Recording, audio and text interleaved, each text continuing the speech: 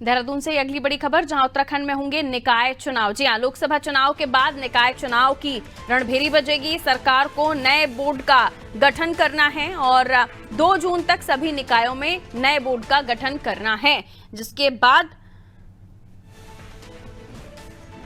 कई सारे काम जो होंगे उन्हें पूरा किया जाएगा। लेकिन लोकसभा चुनाव के बाद ये निकाय चुनाव होंगे और उसको लेकर निकायों में अभी से तैयारी होगी, क्योंकि बोर्ड बनाने हैं, नए बोर्ड बनाने हैं। बहरहाल हमारे साथ सोनू जुड़े हुए हैं, इस खबर पर और भी जानकारी लेंगे। सोनू, लोकसभा चुनाव के बाद निकाय चुनाव भी होंगे उत्तराखंड में और उसको लेकर बोर्ड का गठन भी होगा। इस लिहाज से भी बहुत महत्वपूर्ण हो जाता है कि अभी से उस पर तैयारियां हो रही हैं। लेकिन लोकसभा चुनाव की तैयारियों में राज्य सरकार भी जुटेगी, फिर उसके बाद निकाय की तैयारियों में जुट जाना होगा।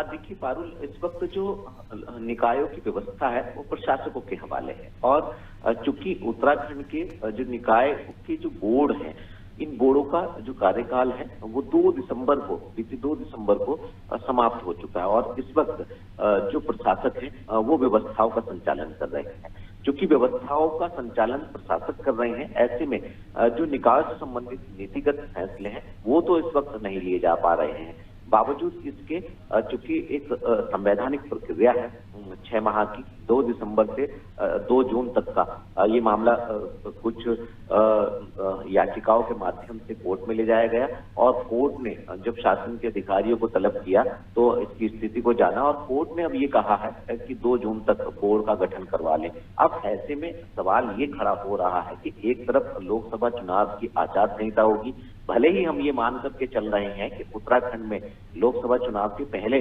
चरण में जो मतदान है वो संपन्न हो जाएगा, बावजूद इसके ऐसे में अब ये देखना होगा कि निकाय के जो चुनाव है इस दौरान संवैधानिक प्रक्रियाओं के तहत क्या हो सकता है, या फिर राज्य की जो स्थानीय सरकार है वो केंद्रीय निर्वाचन आयोग से विशेष अनुमति के लिए अपील करेगी, या फिर कोर्ट इसमें कोई और गुंजाइश दे सकता है। क्योंकि जो संवैधानिक प्रक्रिया वो 6 माह की है और 6 माह की समय सीमा में ही कोर्ट ने कहा है, तो ऐसे में क्या कोर्ट की तरफ से कुछ सरकार को समय दिया जा सकता है या राज्य जो निर्वाचन आयोग से विशेष अनुमति सरकार लेगी, क्योंकि एक तरफ लोकसभा चुनाव की आचार संहिता लागू होगी और दूसरी तरफ निकाय के जो बोर्ड का कार्यकाल है इस कार्यकाल के दौरान ही जो बोर्ड है उनका गठन करना होगा। तो ये कहीं ना कहीं एक चुनौती सरकार के लिए। अब देखना होगा कि जो सरकार के रणनीतिकार है, संवैधानिक मामलों के जानकार है, वो आखिर इसका क्या रास्ता निकालते हैं। और दूसरा जो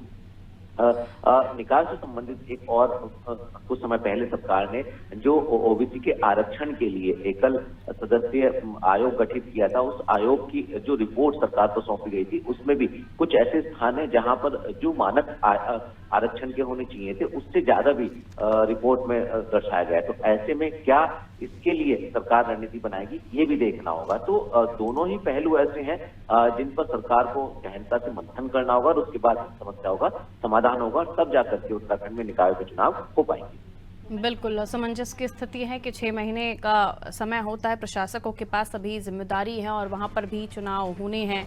यहाँ लोकसभा चुनाव की आचार संहिता लग जाएगी। बहरहाल बहुत सारी चीजें हैं जिनको देखना होगा, लेकिन जाहिर है कि इन तमाम चीजों के बीच निकाय का जो इम्पोर्टेंट काम होता है कि तमाम मूलभूत सुविधाओं का ध्यान भी रखना है, जनता को कोई परेशानी ना हो, वो काम ना कहीं प्रभावित तो हो ही रहे हैं। मैं लौट रही हूँ सोनू आपके पास अगली खबर पर आपसे जानकारी।